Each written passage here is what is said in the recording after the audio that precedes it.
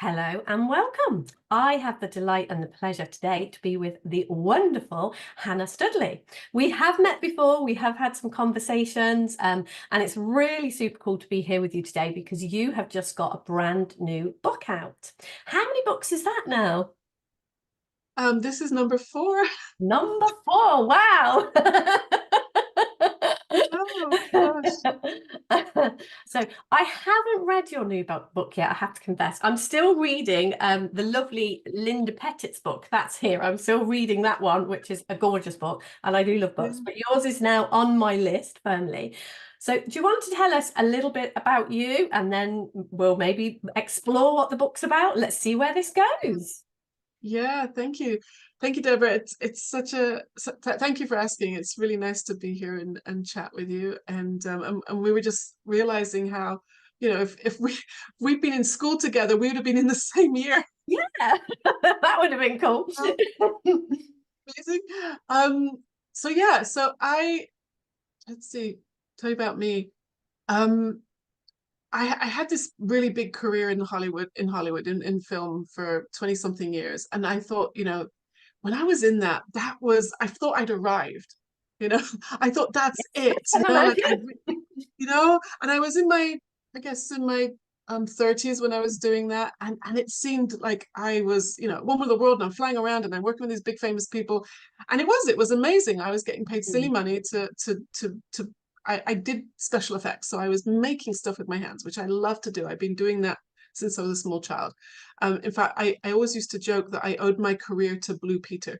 You know, so, but don't know, that's a British TV show that was like a children's show when we were little. We'd come home from school. I think it was 3 days a week. I think Yes. you'd come home from school and you'd watch Blue Peter, and they would make stuff. They would have all like look how to look after your pet and how to like holiday stuff, and then then you'd make a Mother's Day gift out of a toilet roll and a shoebox and some tissue paper. Here's what I made earlier.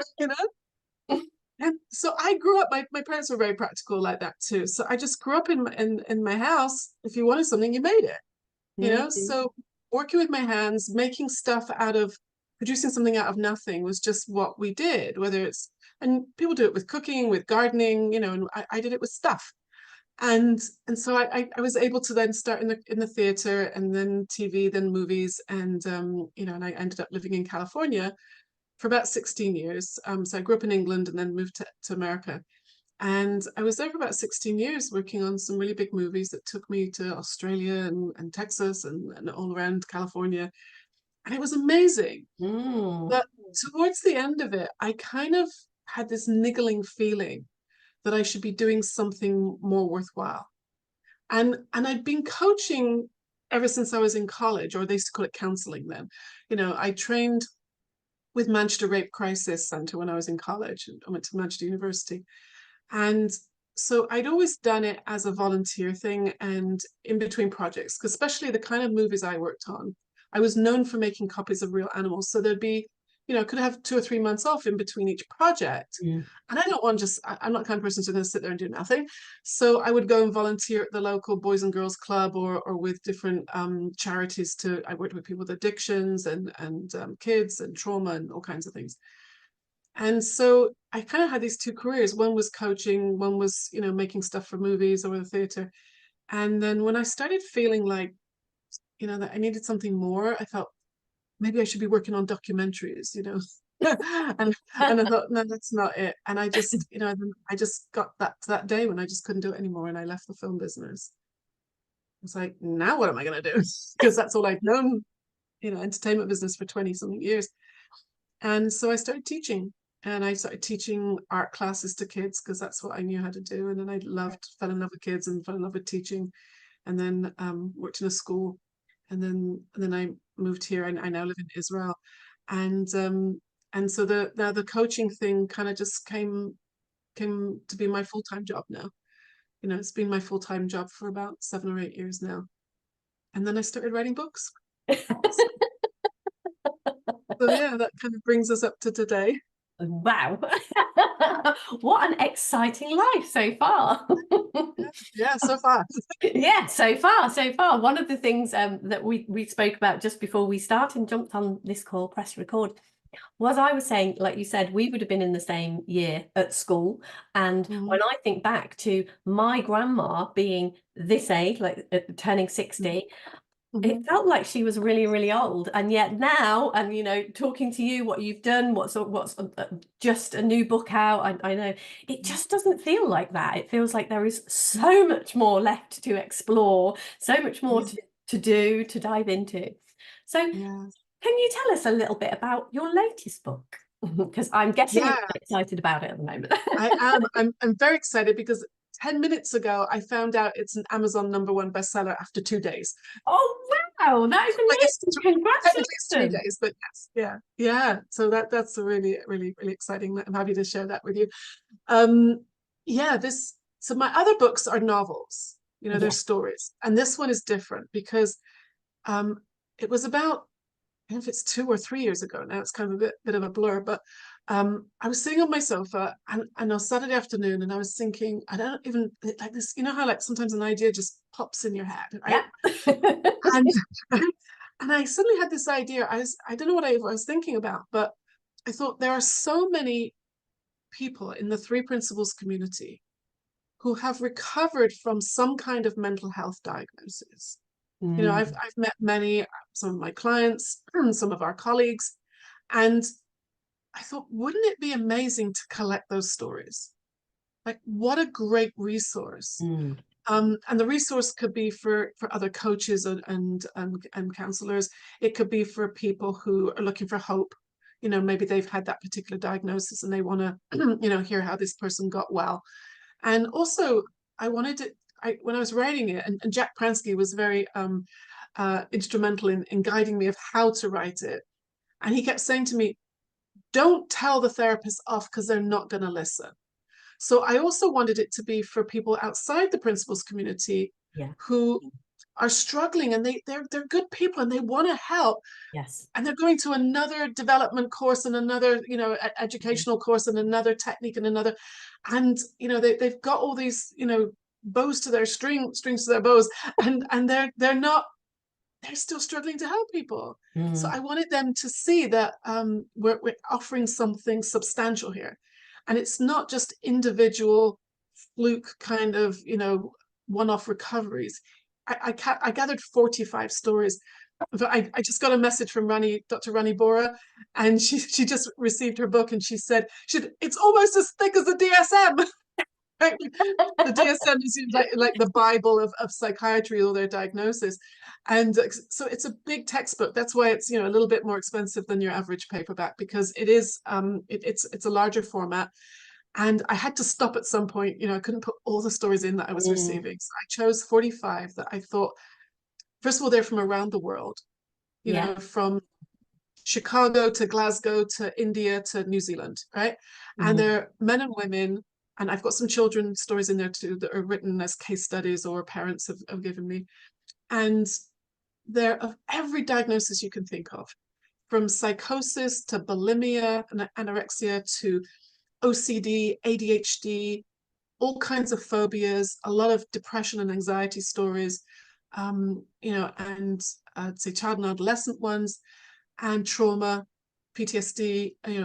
So you think of a mental health diagnosis that we are told you will not recover. You're disabled. You're going to have to live with this for the rest of your life, probably on medication. And these people have recovered. And not just recovered, like now they're off medication. They don't need any more treatment. They don't need their therapist anymore. It's like, and I've had people say, oh, that's not possible. I'm like, well, now we've got a book, right? Right? All these stories are in one place. And then what I've also done is I did an interview with Dr. Tom Kelly. I don't know if you know that name, but he's a research professor in the States, and he has probably authored over 40 evidence-based Three Principles research papers that have been published. Wow. So I also got all those into one place. So people say, yeah, but is there any evidence for this? I'm like, yeah, it's in the back of the book, right? And then the final thing I wanted to do was I just got a little introduction to a few non-profit organizations who are bringing this into the community. So it's not just these fluke stories. So now you've got the research, and you've got these examples like Spark, who take it into schools, and Beyond Recovery, Insight Alliance, who are going into prisons, and Slice of Happiness, who are working with the homeless. You know, so it's like, okay, I dare you to say this isn't true, this isn't real, and it doesn't work. Wow, wow. I love it. I love it. Yeah. Did tell you what it's called? Oh, It's called, it's called Beyond Diagnosis. Because I wanted just to point that there's, like, we often talk about going further upstream. There's something beyond the diagnosis. Yes, you've been given a label. Yes, your doctor might have told you that it's, you know, incurable and you're just gonna have to live with it. But it's not true. There's something beyond that. So. I love it. I love it. And I know Rani Bora is a very good friend of mine, and she talks a lot about beyond diagnosis, and it is, we can easily get caught up in these. I can see how useful it can be when something is going on for you that you don't understand, to have some understanding, like the diagnosis, but we can get stuck in that, and it's so lovely to be taken and to see that there is hope and something beyond that. So that is amazing. Is there one particular story in your book that stands out for you that you can share? Give us a little snippet or something, you know, not too many spoilers, but if there's 45, you know, if you share, there'll be plenty to uncover. Yeah, there are. I mean, that's not to like dismiss any of the others, because they're all amazing, and I'm so grateful to these people who, you know, have been so generous with their stories and their, you know, vulnerability about, you know, what they went through. And there's a lot of stories in there you will recognize their names, like Jacqueline Hollows and Michael Neal and, you know, Lori Capenos. And I just admire them for being so willing to, you know, share with us, you know, what they went through. And they're such proof that you can go through hell and then still be available to help other people. And then there's also stories from names of people that are going to be new to people. So one of them, the story I'm going to tell you is one of my clients. There are a few of my clients in the book because, you know, I know their stories. And I want to share with you one of them. Her name's Heavy Rothenberg, and it's just amazing. Like, she's willing to give her name. She actually had 10 diagnoses. Wow. So so I met her when she was in her early 20s, and it's really interesting. The reason I live the story is because it was before I knew about the 3 principles. I was volunteering as a mentor in a kind of halfway house for women who were been living on the street and were, you know, were given somewhere to a roof over their head as long as they went and got a job. It was that kind of, you know, place. And I was volunteering. It was in my neighborhood, so I volunteered as a mentor. And sadly, Heavy had tried suicide for the 3rd time, I think, and she was in a mental hospital that was just outside the city where we live. And I don't know if you've ever tried calling someone who's in a mental hospital. It's quite hard because the nurses are overworked and don't, you know, can't be bothered with calls like that. And if you do get through to the day room, you know, another patient might pick up the phone and go, yeah, I'll get her, and just hang up on you. You know, I would have to call like 5 times, even though I had arranged with her at 3 o'clock, I'm going to call you. You know, I'd have to call like 5 times before I'd get through to her. And so I was calling her every day, and something was different this time. She wanted to be here. She wanted to stick around.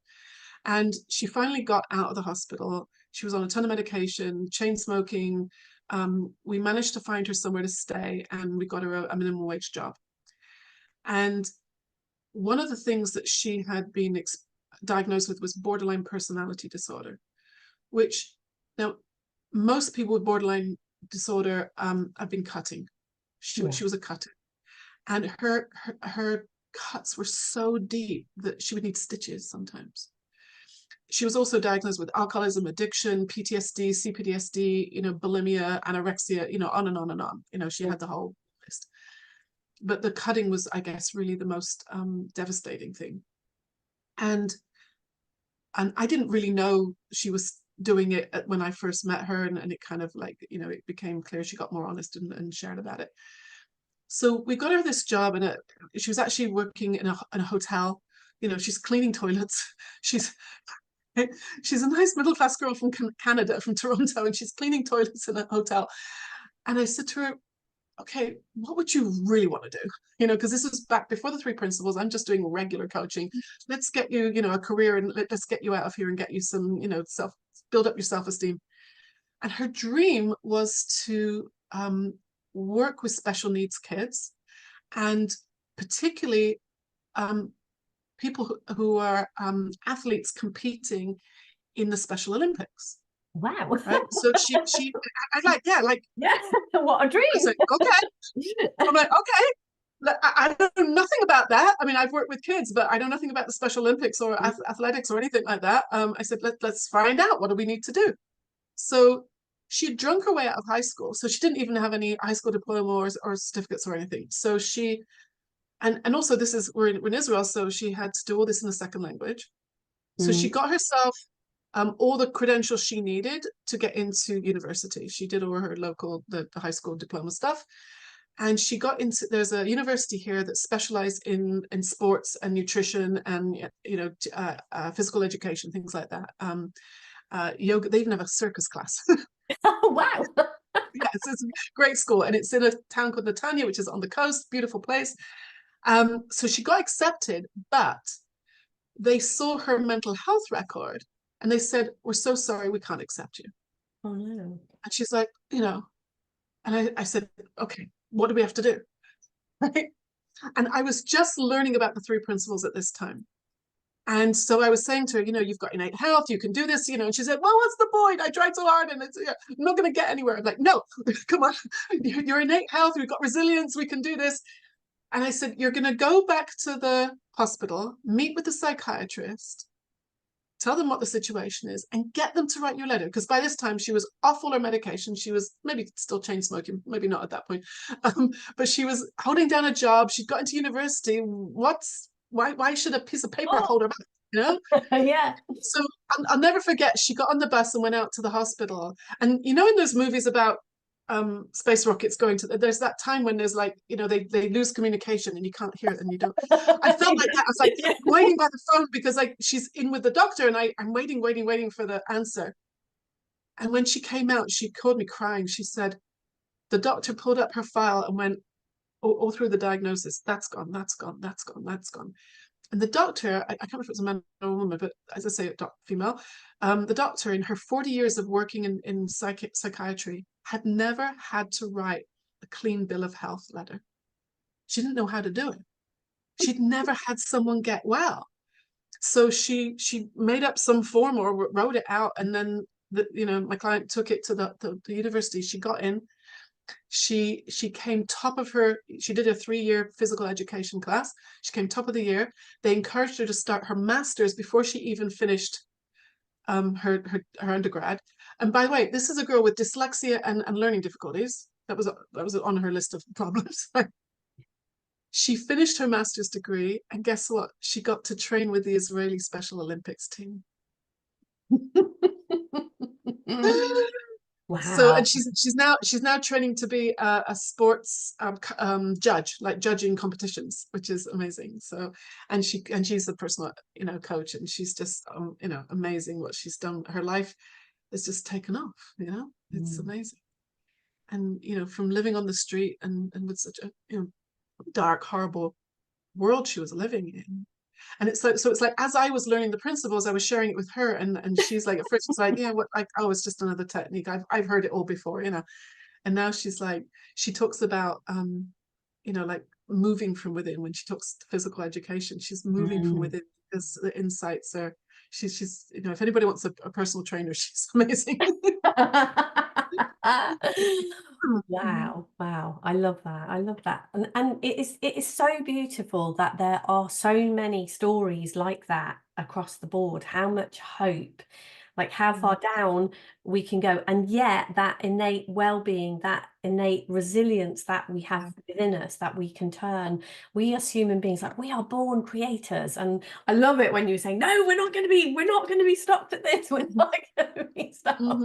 It's great, isn't it? To feel that and to know that no matter what, there is a way forward. There is always something more to be seen when we, so wow, what a beautiful, beautiful, beautiful story. A story of hope for us all. Mhm. Wow. Yes. How exciting. So Mhm. how did coming, I mean, you talked there about you, that was when you first came across the principles. How did it change things for you and your coaching and how you are, you know, how you interact Mhm. with your clients? Yeah. Yeah, it's kind of embarrassing when I look back now. When I was coaching before, kind of like what I was doing with her, I was quite the micromanager. Okay, people who are really struggling, people who are, coming out of mental hospitals or addicts or whatever, I'd say, okay, have a shower and call me back. It's like, then have a cup of coffee and call me back, like, because we didn't have, WhatsApp and all that then, Mm, so, it was, um, trying to stay in touch with people who were just, like, they just disappear and you'd lose them. And like, so I felt that I had to really get them up and get them going. It was like I was their innate well-being, I was their yeah, resilience, they had, yeah. and it's not that I thought I could fix anybody. I just thought they're so used to just giving up and people giving up on them. I wanted to be their cheerleader. I felt like I had to cheerlead them into well-being. and And now what changed was when I started seeing that they already had that in them, that innate health is, they have health. Mm, Um, it's just gotten covered up. So my job now is to, a combination of a lot of listening and a lot of pointing to the old ideas that are holding us back and seeing that it's just an idea. Excuse me. Like sometimes people say to me, "Oh, I couldn't do what you do." They say, "Why not?" They go, "Well, I'm too shy." I'm like, "Well, maybe I'm shy too. Maybe I'm shy, and I just don't listen to that thinking anymore." Excuse me. And so helping people see past the stories. I think that's what a lot of these diagnoses, for example. I guarantee you, you think of any diagnosis, if you were to play the videotape backwards, before they arrived at the hospital, before they arrived at the doctor, before they got into such a state, I guarantee you it started with some prolonged stressful thinking, yeah. right? And so, and I remember when I was learning with George Pransky, and Dr. George Pransky, I remember he said to me one time, he said, the DSM is really a list of coping mechanisms. Mm, And this person copes by drinking, that one copes by eating or not eating. This one's coping by being a workaholic. This one's coping by getting loud and violent. This one's coping by cutting or, you know, going into different realities. I like chocolate and watching movies. We all have, our ways of coping sometimes. yep. And so when I understand that's what's happening, so what I do with my clients now is like, we want to find out what is going on, that not even what's going on, it's more about what are the signals that I'm dropping back into that old behavior. Because I've noticed for myself, like in the past, chronic pain was a big thing for me. Mm, And that was like my body screaming at me. So I've worked with a lot of people with physical issues, and they see, like, every time it's like their bodies are screaming at them to slow down and stop. And now it's weird, I've kind of become sensitive in a good way. Before I was sensitive in like, oh, don't hurt my feelings, um so yeah. And now my sensitivity is more, I guess, what you could call awareness.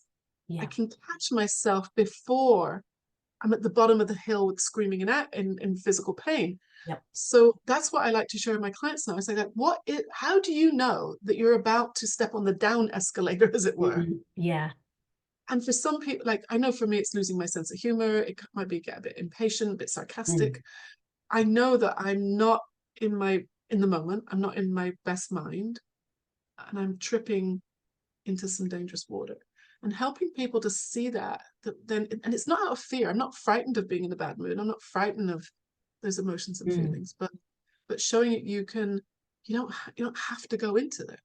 If you understand how the thought works and how the mind works, then we can, we can ride the waves of life rather than being, overwhelmed by them.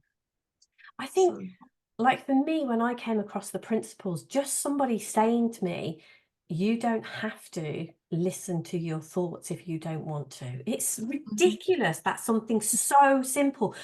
Nobody had ever said that to me before. And like I No. was in my 40s, and it was like nobody had ever said to me, you don't have to think that. It was Mhm. absolutely, if something was in my mind, to me, it was rooted in some kind of truth somewhere, and I needed to deal with whatever it was. And I Yeah. know that was what got me into all sorts of trouble, because it just, as I'm sure you can imagine, and Yeah. it looked like I had to deal with all of this stuff.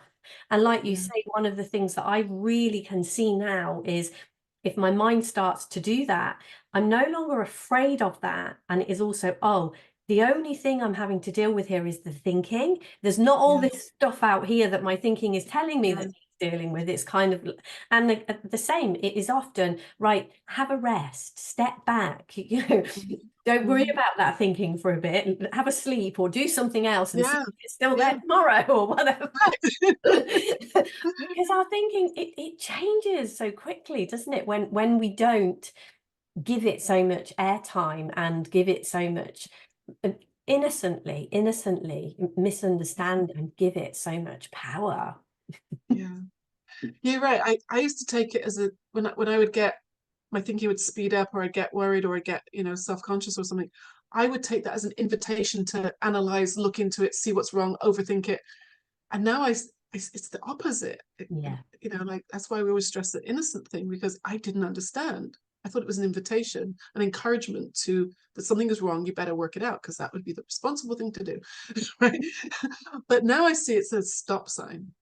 So if I get a bit serious or I get a bit impatient or I get or I start feeling it physically. Like I always ask people, where do you feel it in your body? Like, is it, Mm, like some people feel it in their chest, some people feel it in their hands, their throat, stomach. I always used to feel it in my tension in my shoulder. My yeah. shoulders would go up and I'd get a bit Mm, tense. So now I just see those as signals or yeah. stop signs to they're alerting me, and it's wisdom. It's not a conspiracy. It's not an invitation. It's information. Like Mm, like like your stomach rumbles when you're hungry. My shoulders get tight when I get anxious. So if I can even feel that, or even there's things before that yeah. even happening, like sentences like no one understands and like what's the point, and I'm like what. When that kind of even the language of my thinking starts to change when I'm heading in the wrong direction. Mm, And so the more we can be aware of that, like you were saying, it's like the more I'm aware of that, I don't have to be frightened of it. It's going to pass, and you like ride the wave of it mm. much easier. Yeah. Yeah, I think awareness is, and I think that is, like you say, when you were doing your coaching beforehand, when you didn't know this, it's difficult to make other people aware of it when you're not aware of it yourself, which is Right. great. Your book being out and being out there, sharing this and Mhm. sharing the simplicity of those kinds of things. Just being, I know another one for me was just question that thought a little bit, look at it and actually say, do you actually think this? Because I can't tell you how many times I would have a thought and it wouldn't even occur to me that I might not want to think that. It might not be my opinion, but it would be in my head. And so Yes. it must be mine and it must be something I would have to act on. And just Mm. sort of taking a second and just going, do you actually think this? Sometimes it Mhm. would be about not liking someone or being mean or like this when you're tired or grumpy or something like this. And then it'd be Yeah. like, well, they're horrible. And then that would mean I would be horrible. And to actually, do you actually really think that? Right.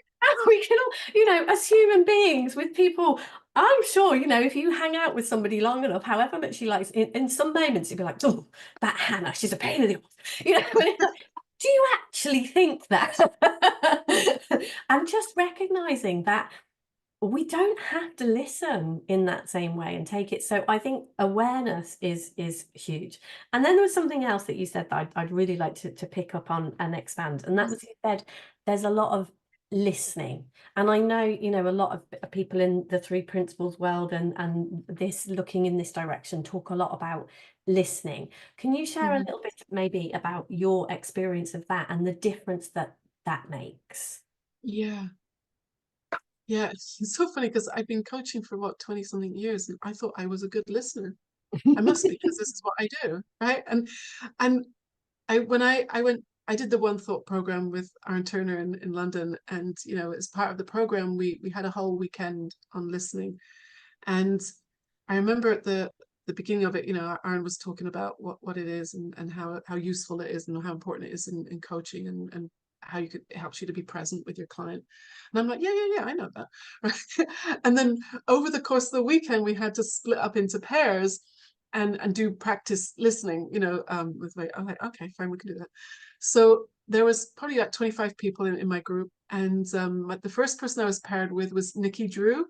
You know, Nikki, she's in the, oh, she's in the Midlands. She's written a couple of books. I don't know if she's still doing it, but at the time she was a psychologist for, I can't remember if it's Sheffield or anyway, a university in the Midlands. And she's the psychologist for the students to go to, not a teacher, but you know, like someone for the student body. Yeah. And so the arrangement was we'd each have to talk for 5 minutes, pick a subject. And the first time we weren't even allowed to say or anything. We just like sit on your hands, you know, and I mean, that wasn't the goal. It was just for the first, like, an experiential thing. So Nikki was talking about her job and working with the students and bringing the principals into her work. And I'm like, you know, and I was dying to ask her questions, and, you know, and like, have you read this book? And, oh, that's such a great thing. Or can you tell me? And my head was so busy. And I was like, wow, like, until I actually did that, you know, like, you don't realize how busy your head is until you try to like find out how not quiet it is. And it was kind of entertaining. And then we switched, and I actually had to listen to me. And then my next partner was Shal Rosenblatt. Shal was on my course. Shal was, you know, one of the directors of the London conference. And he's going on about, you know, because he's a rabbi, and he's talking about, you know, Jewish books and what's interesting him. And I'm like, really? And my mind was a bit quieter, but I was still, we were allowed to kind of like go, and, you know, like, you know, nod our heads and stuff at this point, you know, just be a bit more normal. And I was a bit more present, but I was still like very aware that, you know, Charles, my partner, and like, what's he doing on this course? Like, really? You know, so I was still a bit like up in my head a bit. And then my third partner, so I'm not going to mention any names because you know, there was a lot of people on this course and people that nobody knows. And so my third partner was someone, I'm just going to say that the topic they chose was the London Underground system or London transport system. I'm like, really? You know? And so this is the end of the weekend. We've had lots of sessions and lots of talking about this. And I have to tell you that I was absolutely fascinated. Now, I did live in London for a few years, but this colleague talked about how amazing the London Underground map is. It's award-winning. Like, you know, a Japanese tourist can get off at Heathrow and just follow the color and find out where they need to go. You know, you can get one ticket and it would take you from your hotel to a museum, to the class where we were doing, and then to his daughter's house.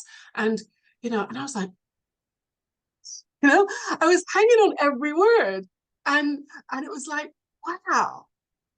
And the experience, like the truth I got out of that was, when my mind is quiet, I can be present to anybody or anything. And it's only my busy mind that's separating me from the client and or the friend or the family member. It doesn't have to always be at work, you know, like, and so my mind quiets down. And then I just want to tell one quick story that actually ties in with the new book. So all the people whose stories are in the book, I gave them the choice that either they could write it themselves and hand it, you know, send it to me as a Word document, or I could do a Zoom like this and I could record it and I would transcribe it, whatever they wanted to do to make it easier.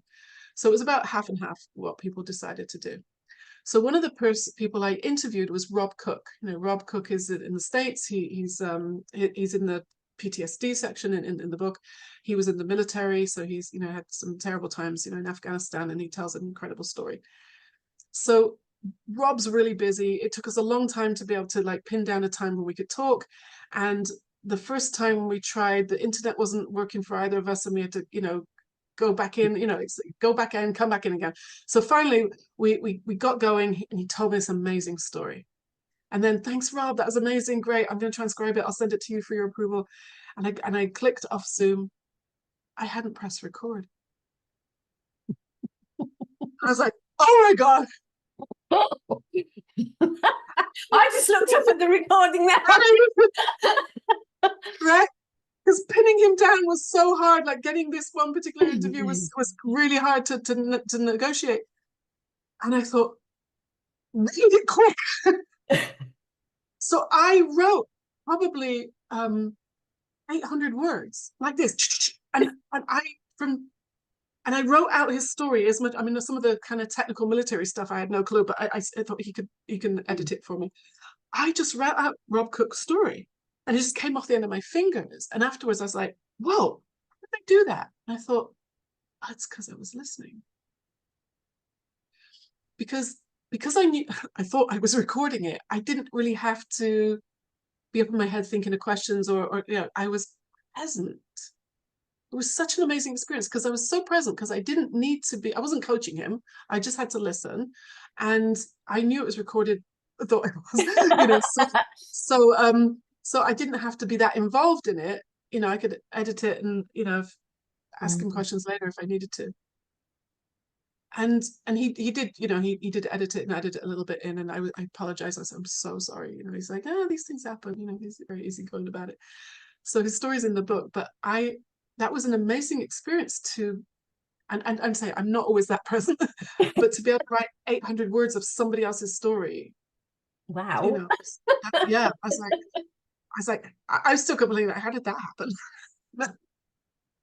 So yeah, it's really about being present, that my personal thinking gets in the way. Now, I'm not saying I'm perfect at it, and with clients I can sometimes, often get like think of a question, or I'll go remember that and ask them, but it's changed a lot of how I am with people. Yeah. It's amazing how different we are when our thinking has settled down, hasn't it? And when you were saying the bit about the London Underground, what was occurring to me when you were saying that was the whole, it's amazing how we can shut down to stuff, because like you say, if somebody gives you a title and you think, oh no, I'm not interested in that, and straight away that's our thinking again, isn't it, jumping in and just already assessing and making a judgment about what it is and how it's going to be. Yeah.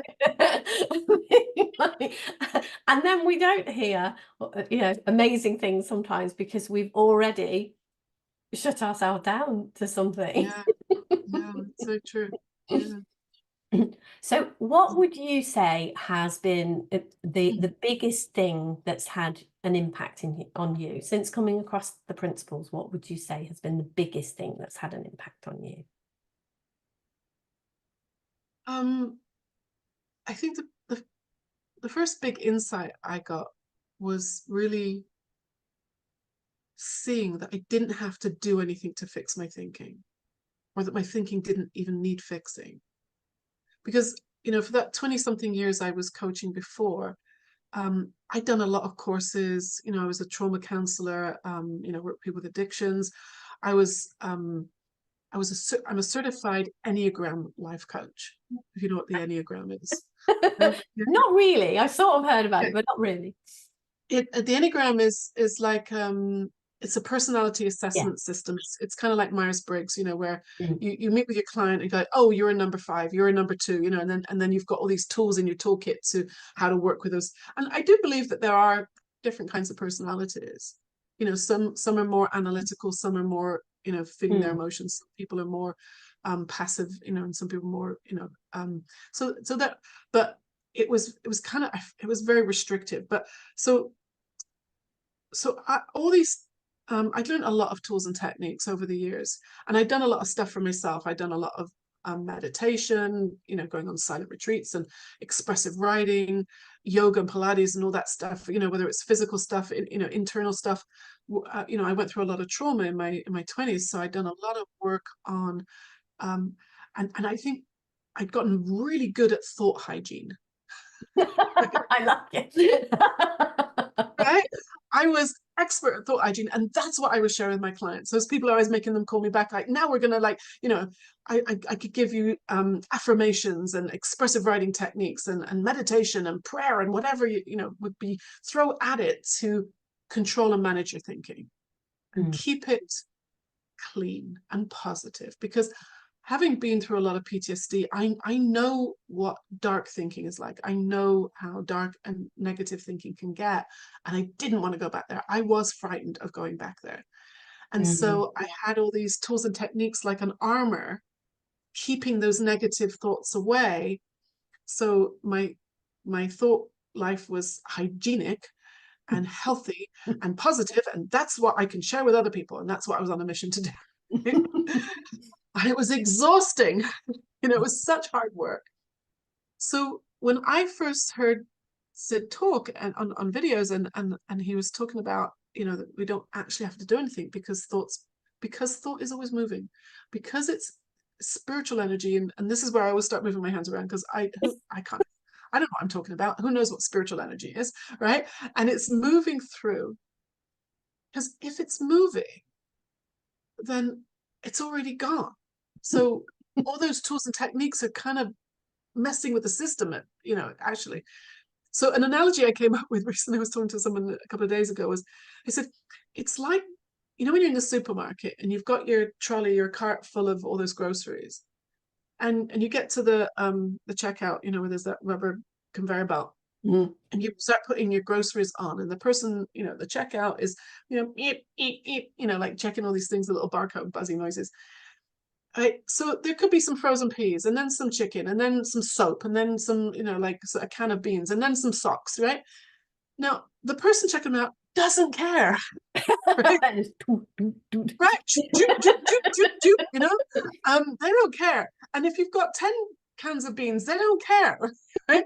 Because to them, it's groceries, right? It's all groceries. So the analogy is it's all thought. But when we get caught up, this thought and that thought seem very important.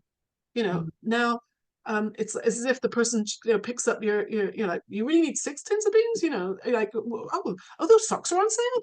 It's like that. If the person got involved in your groceries, first of all, it would take so much longer, and it'd be wasting your time, and also to go further with the analogy, it'd be like putting all your stuff in the shopping bag and then taking them out and then looking at them. What do you think about this? They've already been put in the bag, right? So all those tools and techniques that I was getting very proficient at was like taking the groceries out of the bag and then putting them through the checkout again. They already got checked out. They already left, right? And if you've got 10 chickens and 6 pairs of socks, so what, right? It's like, you'll use them someday. It's like, so I see that was kind of the biggest insight for me, that kind of got me like really interested in the principles, because I saw the truth in that, and I saw how effortless it could be, and how when you see the beauty of that, you automatically come back to your well-being, which was there all the time, just got covered up with some of that stinky thinking. And then what happened for me personally was then, and I really don't know when it happened, but I'd had this chronic pain for 25 years. I remember one day sitting in this chair just going like, where did it go? It's gone. And I like checked in with my back, and I thought, wow, I feel stronger than I couldn't remember like since I was a teenager. And after thinking, that my back is going to crumble at any moment, which is a very heavy story to carry around. And that's how I ended up starting to work with people with physical issues, because I didn't work on it to make it go away. I think that was the big thing that really landed with me, is that it went away as a result of my thinking slowing down. That's what I understand anyway. My body didn't need to scream at me anymore, because I'd come more present and more in the moment. And to be able to share that with other people is, it's amazing to see them get those insights too. Yeah, I love the fact of insight, that we all have insights. It's not there's nothing different about any of us. We all have these insights. And to me, again, that comes back around to the awareness, doesn't it? Just being aware that, wow, yeah, that was an insight. Something has shifted and changed. Something looks different. I remember one day being in the kitchen, and a similar thing, like, but if I used to, I've never really been in chronic pain, but if I got stressed, it was always in my shoulders. I could always Mhm. feel it, like across my shoulders, that Yeah. I would ache, and often at the end of the day, I would just have achy shoulders, and I just thought that was just how it was. Yeah. You were doing stuff all day. By the end of the day, you just got achy shoulders. And then I Mhm. remember being in the kitchen one day, and I was just like wiping down the work surface and cleaning around the kitchen as you do, whatever. And I Mhm. suddenly realized how tensely I was holding myself. I wasn't cleaning the kitchen, I was cleaning the kitchen. Right. I was really, really sort of holding it tensely. And I just noticed, I was like, wow, what would happen? And if I just let go of it? And Wow. I started to notice that I drove like that, and I would often be in conversations like that, and I mean, I kind of did it a bit, but even like this, there would be some tension there. I would be holding, and to me, it was an idea that it's on me. I've got to do this, and even the Mhm. cleaning. I've got to do this, rather than Mhm. there's water there, there's a cloth there, you're moving it, yeah, but you don't have to do it to that extent. And just Mhm. seeing that, and I think as we look in this direction, like you say, as we begin to understand, things just start making sense and occur to us. Because that, Mhm. I don't know where that thought, I just noticed, and I must have been doing that for years, just Right. cleaning the kitchen Yeah. and doing many, many things. I used to get exhausted when I drove, and I didn't really realize why. And again, Yeah. it's because I was just holding myself with so much tension. Right. Right. Just this one kind of thing, oh, you just don't have to do that. Wow. Yeah, it's true. Like I clenched my jaw, I clenched my jaw so tightly in high school. I'd have like those like little guards to, um, and yeah, I still catch myself sometimes like, oh, you could actually relax a bit more. Yeah, good to know. Yeah, yeah, yeah. That's a great story. Yeah. And to me, it is more looking in the direction. I know one of the things when I speak to my clients, I kind of say, find a way to stay in this conversation in a way that makes sense to you, to kind to keep up looking in this direction and seeing. And as much as anything, it is keeping that awareness and you know the awareness of your thinking, that we can suddenly be caught out with a thought that looks really real, and it is like, oh yeah, like you say, recognizing, oh my gosh, I'm doing that again, aren't I? Mhm. Begins to Mhm. recognize the signs, whether it is our body or our mind. We are always being given signs and little nudges, and like you said, Mhm. chronic pain, we don't go from nothing to chronic pain, and usually it's not like that. It's very often Right. it builds up, doesn't it? And it's like Yeah. until your body is screaming at you to do something. Yes. And it Yeah. is like learning to recognize more earlier and earlier and earlier. Oh yeah, I'm doing that thing that I do. Right. Yeah. It really was fascinating because for myself and a lot of people with physical issues, we just see the symptoms and Yeah. think, oh, well, there must be a biological reason for it. And when I talk about chronic pain, it includes everything from migraines to, itchy skin, to stomach problems, to fertility problems, all kinds of things. And and it's like our bodies just weren't built to sustain that level of stress. And this is actually something it took me a few years in the principles to understand. Um, I didn't realize just how anxious I was. I hear that all the time. Right? I Yeah. didn't even think I was Yeah. anxious. Yeah. I like you've met me. I'm tall, right? I can walk to a room and like, I can't not be, like I can't be any smaller. And I was a coach, and I was, working in the academy, Academy Award winning, film job. It was like I'm successful. I don't have anxiety. I like other people have anxiety. My clients have anxiety, right?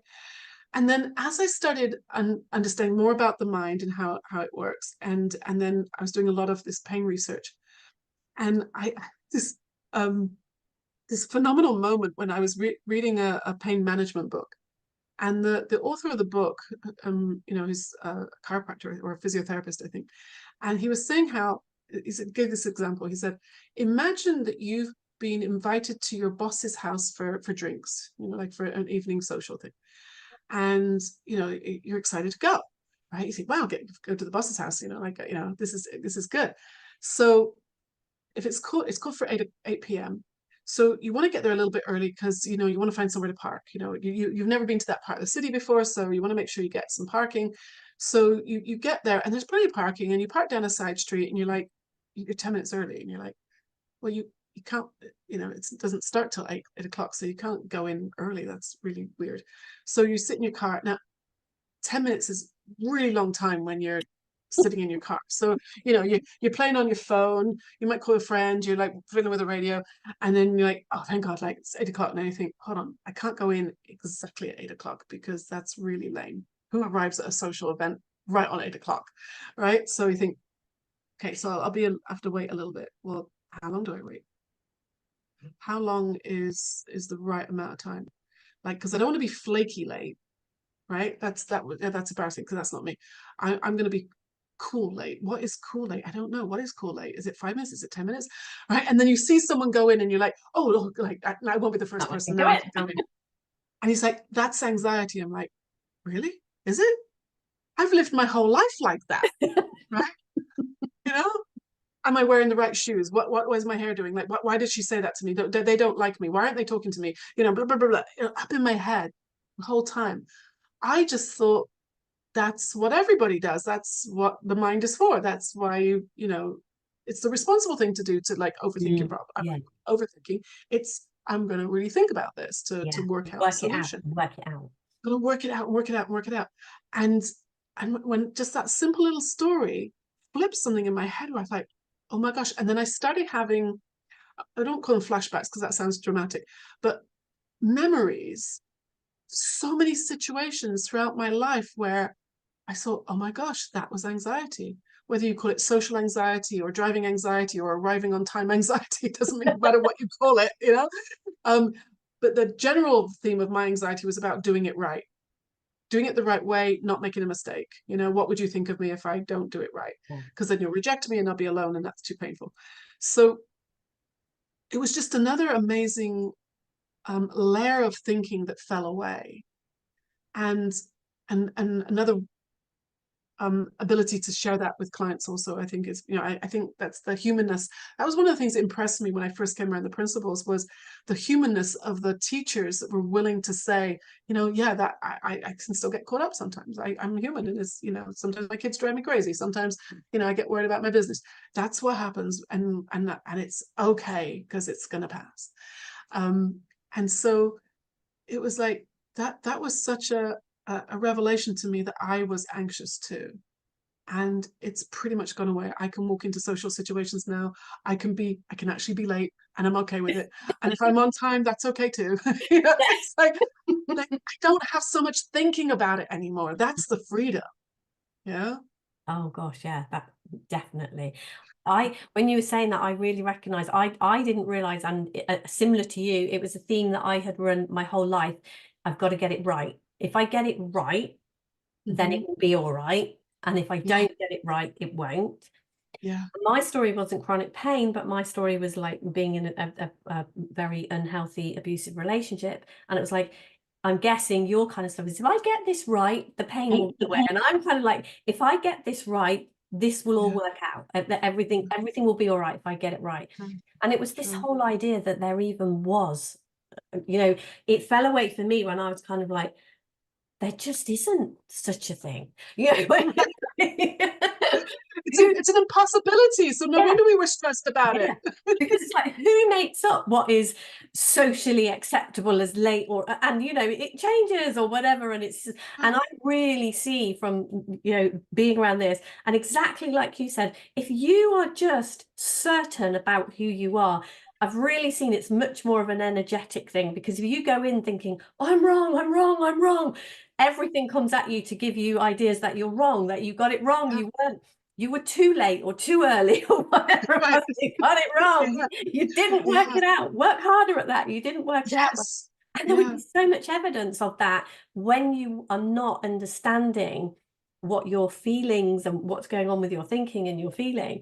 And for me, the same, it was just like years and years and years of trying to get it right and trying to access to you know, see it by, the more uncomfortable I felt, the more that I thought I had to think about it, and the more wrong I thought I was getting it. And it's like, Yeah. oh my gosh. Yeah. It's Just so depressing. And you're right, like it's like, so I had a mentor many years ago and she said to me, you have such high standards for everybody and you can't even live up to them yourself. And I'm like, I'm trying. yes. You're right, I would make stuff up and like then like when I worked in Hollywood, I made up this thing that success meant that my name was on the poster. And so anything less than being up there, they call it above the line, like, you know, the producer and director and all that kind of people. So that's where I had to get to. Otherwise, I wasn't successful. I'm like, that's just so, it's made up. Oh, gosh.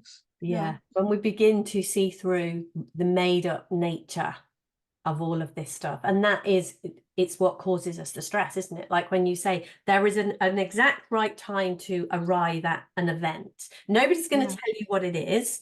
You've got Right. to work it out and guess it, and you've got to get it right. Right. It's like, in your head, if not, you know? It's like, And you can see it's like, it's an impossible equation, isn't it? It's like with that information, and that's what I really started to see with the information that I was trying to work the situation out. I simply hadn't got enough information to come, because there wasn't, all right, it simply wasn't possible. But if you just say, right, yeah, you've got to get at the party, you've got to get there at the right time, but nobody's going to give you any clues to what that is. You've got to get, you just can't. And so it's no wonder that we do get tense and stressed and cause ourselves. And I guess different people, that for me, what I've noticed with people I've worked with, that comes out in different people in different ways. Like like the chronic illness thing you said, it can be anything from back pain to fertility issues to all sorts of things across the board. yeah. And for me, it was relationship stuff. The more Yeah. it's just like, I couldn't do it right. I couldn't do it right. And the more stressed I got, the harder it got to do that. Yeah. Yeah, I see same thing. I see if it's not physical, then it'll come out in relationships. It comes out in like bankruptcies, divorces, like it's, being alienated from your kids or your parents, it's like it impacts, our whole lives. And then the opposite is true. Like now, like with the understanding, it's like how much easier relationships are, and not just with myself, Yes. I have to have the right shoes and be on the right time and do it all right. It's like and I could never admit before that I made a mistake, and now it's like, big deal. So I just finished with this. My new book, when I put it up on Amazon, I spelt the title wrong, which not only would be embarrassing, but then you're not going to be able to find the book. So I was like, oh no. And I got in with Amazon and I got somebody on a chat instantly. Like, how did I get someone from Amazon on a chat instantly? And I said to them, I'm a complete idiot. You've got to help me. And they said, oh, well, once it's published, it's published. You can't do anything. I was like, and they go, and then she checked. She said, oh, because it was only published yesterday, we can still change it. Because, because and she said, and I said, I love you. Thank you. And then after I finished that, I realized it was, my stomach didn't hit my throat. I wasn't upset because I thought, worst comes to worst, I'll just delete the whole thing and start over, right? Because you could take it down if you wanted to. And it was just like, just deal with it, And it was just in fact, I found the whole thing funny rather than embarrassing, It was like, like I can't spell, so it's okay. It's funny that I'm writing books. Thank God for spell check and editors, Yeah, absolutely. I love that, finishing on a note of humor and everything. So if people, you've mentioned Amazon, so if people are interested in getting your book, tell us the title again and tell us how we can get your book. And obviously it will Yes. be underneath this video, hopefully, all the Thank information. you. Do tell us. Thank you. Yeah. So the new book is called Beyond Diagnosis, and the subtitle, I remember, the subtitle is A Paradigm Shift from Pathology to Innate Health. So that's the book. It's on Amazon now. And it is a big book. Like, this is a demo one that I did, so you can see, like, you know, this is the Enlightened Gardener, right? Right. And it's even thicker than this now. So people are like, well, that's kind of expensive. No, but it's a textbook. It's a resource that's going to last you a very long time. And I've made a website to go with it, which is beyond-diagnosis.com. And there, so if people have stories that they want to share, it's not too late. We can put them on the website. So I want that to be like an ongoing resource that we can keep adding new stories of hope and new stories of recovery. So if anybody listening has a story they want to share, please let me know, and we can put that on the website as well for people to get hope from. So yeah. I love what you are up to in the world. I love this work, and it is so, you know, I have seen so many people whose lives have been completely turned around by looking in this direction. So thank you so much. Thank you for taking time out to speak to me, to speak and share so beautifully and laugh with me. And I want to say happy birthday to you, and happy birthday to me, because I'm going to be 60 in a couple of weeks. It's brilliant. You don't have to worry about anything. It's cool. So much love. So much love. Thank you. All right. Pleasure. Bye. Bye.